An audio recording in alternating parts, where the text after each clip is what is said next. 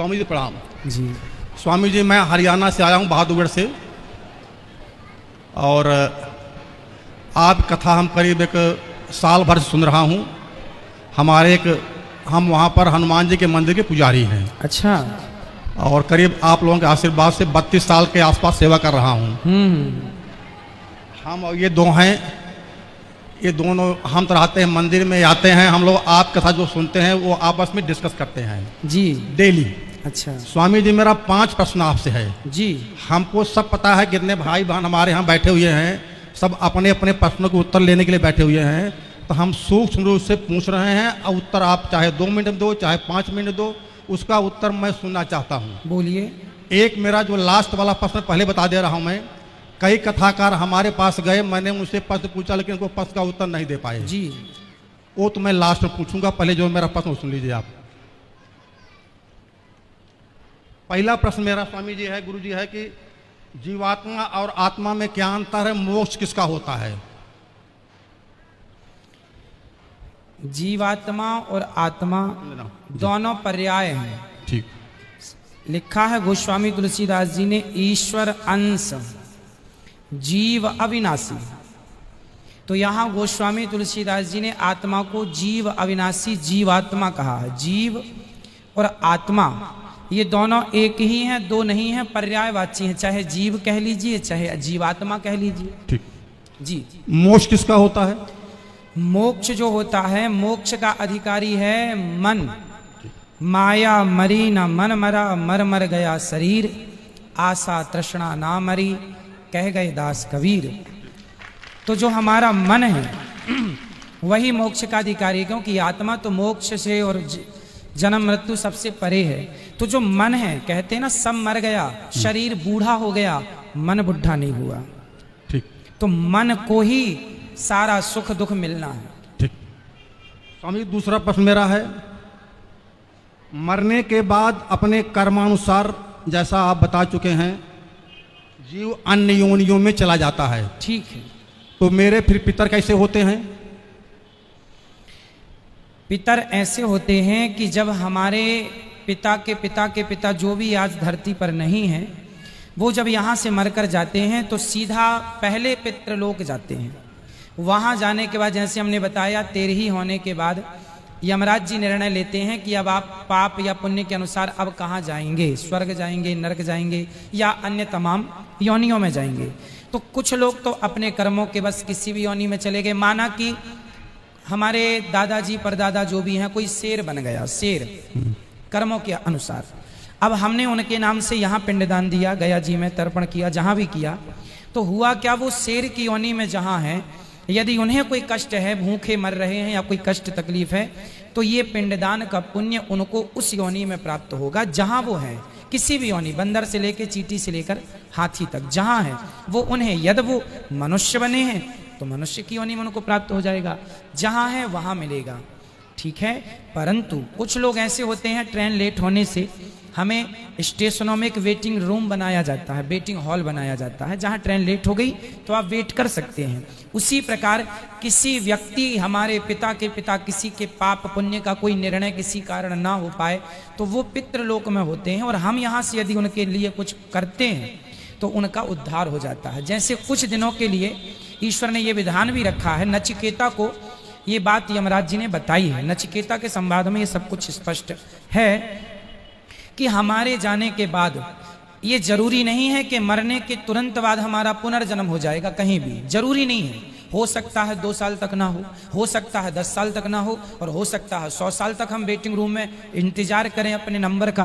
तो उन दिनों यदि हमारे पुत्र कोई तर्पण पिंड दान करता है तो वो हमें प्लस होके, जैसे बच्चे को 33 नंबर में पास होना है, परंतु 31 नंबर आए हैं तो मास्टर जी अपनी तरफ से 2 नंबर दे देते हैं और ग्रेस लगा के पास कर देते हैं। उसी तरह मेरा जरा सा कोई पुण्य रह गया तो उस पुण्य के कारण मुझे वेटिंग रूम में डाल दिया जाएगा कि आपके बच्चे यदि आपके लिए कोई पुण्य करते हैं तो वो पुण्य मिला के फिर आपका मोक्ष या स्वर्ग की प्राप्ति करा दी जाएगी।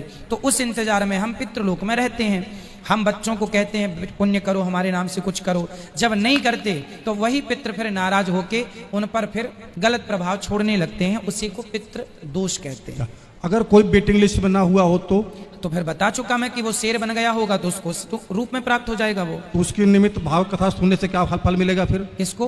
भागवत कथा जो पोथी बैठा सुनते हैं तो क्या फल मिलेगा? आपने देखिए होता क्या है कि आपका कोई अपना आदमी अमेरिका में है और आपने उसके खाते में पैसे डाल दिए तो उसके खाते में तुरंत पहुंच गया कि नहीं? अब वो उस पैसे से शराब पी ले या दूध पी ले या रोटी खा ले या मांस खा ले, आपने तो पैसे भेज दिए, अब वो उसका उपयोग अपने ढंग से करेगा। उसी प्रकार हमने तो पुण्य कर दिया अपने पूर्वजों के लिए, अब वो शेर बने हैं तो उनको मांस मिल जाएगा, गाय बने हैं तो चारा मिल जाएगा, इंसान बने हैं तो 56 भोग मिल जाएगा। ठीक।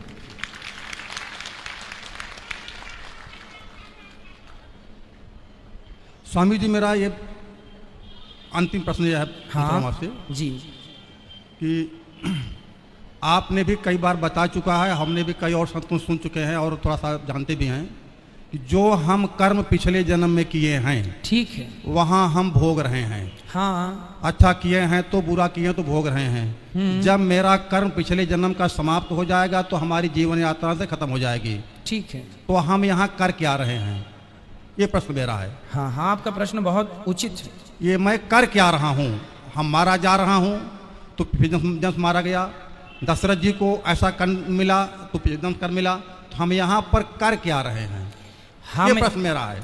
ये देखो इसका नाम ही है कर्म भूमि, है ना, जिसे हम मृत्यु लोक कहते हैं, इसे कर्म भूमि भी कहा जाता है। कुल मिला के हमने जो पिछले जन्म में किया अच्छा या बुरा वो तो हम आज पा रहे हैं। इसीलिए आज आपने देखा होगा सबकी स्थितियां अलग अलग है, कोई अमीर है कोई गरीब है, कोई 2-2 रोटी को मोहताज है, कोई 56 भोग खा रहा है। तो ये क्यों हो रहा है? ये पिछले जन्म में आपने जो किया था, एक आदमी चावल ही चावल खा रहा है तो किसी ने कहा रोटी भी तो खा, बोले चावल की खेती अभी हुई है सो घर में चावल है, चावल खा रहा हूँ, गेहूं बो दिया है, जब गेहूं कटेगा तो रोटियां खाऊंगा। तो जो कल किया था वो आज पा रहे हैं, जो आज करेंगे वो आगे पाएंगे। को ना काहू को सुख दुख कर दाता, निज कृत कर्म भोग सब भ्राता, ये लक्ष्मण जी कह रहे हैं। कोई व्यक्ति किसी को जरा सा सुख नहीं देता, जरा सा दुख नहीं देता, प्रत्येक व्यक्ति अपने किए कर्मों का फल भोगता है। यहाँ तक कि राम जी को भी अपने कर्मों के कारण राम बन के आना पड़ा, सीता के पीछे घूमना पड़ा, सीता सीता। नारद जी ने श्राप दिया था, उस श्राप के कारण राम जी को आना पड़ा और सीता की खोज करनी पड़ी, और हनुमान जी का भी सहारा लेना पड़ा क्योंकि श्राप था। सीता माँ को भी वनवास हुआ इसलिए कि उनको भी श्राप था।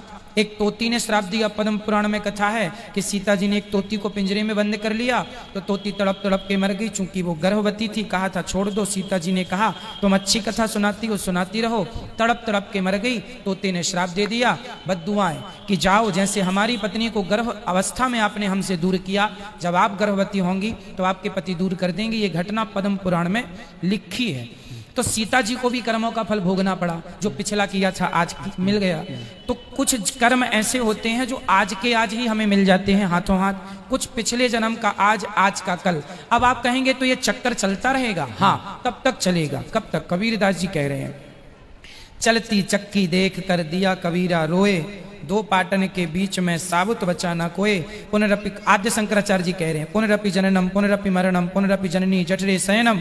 ये जन्म मृत्यु चल रहा, सब पिस रहे हैं। बोले कैसे बचेगा? बोले भज गोविंदम गोविंदम भज मूढ़ मते। यदि कोई भगवान की शरण में चला गया तो वो जन्म और मृत्यु के चक्कर से बच जाएगा। इसलिए कथाएं, कीर्तन, भगवान की शरणागति। जब कबीरदास जी रोने लगे, चलती चक्की देखकर दिया कबीरा रोए, रोने लगे, तो उनके पुत्र ने पूछा, कमाल, कबीरदास जी के पुत्र का नाम था कमाल, पिताजी आप क्यों रो रहे हैं? पिता ने कहा, बेटा सब लोग जन्म लेके मर रहे हैं, सब अपना भोग भोग रहे हैं, कैसे इनका उद्धार होगा? तब कमाल ने कहा, चलती चक्की चलने दे, पिस पिस आटा होए, कीले माही जो रहे, बाल न बांका होए। वो चक्की में एक कील होती है ना बीच में, उस एक में पहिया दूसरा फंसा रहता है, उस एक के पास जो गेहूं चला जाता है, कितना भी चले चक्की वो दाना नहीं पिसता जो एक के पास होता है। उसी प्रकार जो एक परमात्मा की शरण में रहेगा वो जन्म मृत्यु के चक्कर से छूट जाएगा, सदा भगवान के धाम को चला जाएगा। स्वामी जी, संतुष्टि हमको नहीं हुई। हम कर क्या रहे हैं? आपने सीता जी का उदाहरण दे दिया। ठीक है। सीता जी ने ऐसा गलत काम किया, उनको भोगना पड़ा। ठीक है। गलत काम किया, उनको भोगना पड़ा। ठीक है। हम जो है, आप यहाँ थोड़ा बुरा मत हम मानना। कर क्या रहे हैं? हम अपने पिछले जन्म के कर्मों को भोग रहे हैं। हाँ, भोग रहे हैं। हाँ, तो फिर मैं कर क्या रहा हूँ? भोग रहे हैं, भोग तो रहे हैं। अब अच्छा जो आज करेंगे वो आगे आपको मिल जाएगा, बुरा करेंगे वो भी आगे मिलेगा। और यदि समर्पण भगवान के चरणों में अपना पाप पुण्य, प्रभु मैं आपका हूँ, मैं आपको कभी भूलूं नहीं, यदि अपने आप को उठा के भगवान के चरणों में समर्पित कर देंगे तो पाप पुण्य दोनों से बच के मोक्ष की प्राप्ति हो जाएगी, भगवत धाम मिलेगा। ये सार तत्व है। आप कह रहे हैं प्रेजेंट में हम, वर्तमान में हम क्या भोग रहे हैं, क्या कर रहे हैं? क्या कर रहे हैं? मैं क्या कर रहा हूँ? मैं प्रेजेंट में क्या कर रहा हूँ? आप प्रेजेंट में क्या कर रहे हैं? आप और हमने अपने कर्मों का ये फल भोग रहे हैं। आपके कर्मों में वृंदावन का दाना पानी लिखा था तो आप यहाँ आ गए अपना खाने पीने के। ये मेरे पिछले जन्म का संस्कार था। नहीं, हाँ। हमारी आपकी पूरी हिस्ट्री, हाँ। हमारी पूरी कहानी लिखी हुई है। किस तारीख को आपको कहाँ जाना है, क्या जाके क्या बोलना है, क्या करना है, ये पहले से तय है। तो आप पहले से जो तय था, अच्छा तय कहाँ से हुआ? आपके कर्मों को देखकर। पिछले जन्म जब आपका यमराज के पास, जब आप पिछली बार मरे होंगे ना, और मर के जब यमराज के पास गए होंगे तो आगे जन्म की पूरी आपकी कहानी लिख दी जा चुकी होगी कि आप अगले जन्म में अब मनुष्य बन के जाएंगे। आज फलानी तारीख को आप जाके अनिरुद्धाचार्य जी से ये सवाल करेंगे, ये उत्तर मिलेगा, इसके बाद आप यहाँ जाएंगे, यहाँ खाएंगे, ये पानी पिएंगे, सब कुछ लिखा है। क्यों लिखा है? क्योंकि पिछले जन्म के हिसाब से आपका ये लिखा गया है ना। अब यदि समर्पण कर दोगे भगवान में तो ये सब कुछ डिलीट हो जाएगा, मोक्ष की प्राप्ति हो जाएगी, जन्म मृत्यु से खत्म। अब जो कुछ करें हम भगवान को समर्पण कर दें। हाँ, इसलिए कहता हूं तुदीयम वस्तु गोविंद तुभ्यमेव समर्पय। जो भी अच्छा करो, जो भी करो, हम तो कहते हैं कर्म नहीं, अपने आप को उठाओ और भगवान के श्री चरणों में समर्पित कर दो तो अपने आप अच्छे बुरे कर्म सब चले जाएंगे, फिर मोक्ष होगा। स्वामी जी, छोटा सा प्रश्न और जी। हम आपकी कथा से प्रभावित बहुत हुए हैं। हम लोग यहाँ पर पोथी पाठ बैठवाना चाहते हैं। ठीक है। दो सदस्य आए हुए हैं।